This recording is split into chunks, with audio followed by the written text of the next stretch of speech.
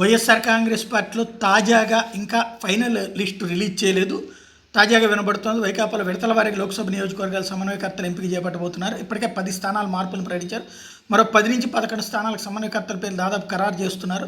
సోమవారం జాబితాను ప్రకటించే అవకాశం ఉందని చెప్తున్నారు.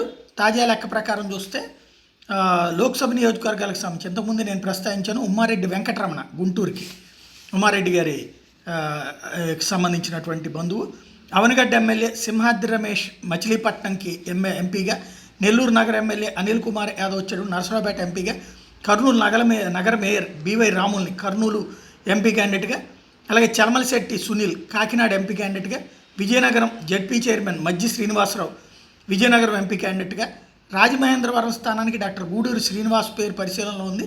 అలాగే అమలాపురానికి చింతలపూడి ఎమ్మెల్యే ఎలీజా పేరు పరిశీలనలో ఉంది. అయితే ఆయన ఇంకా ఓకే చేయలేదు.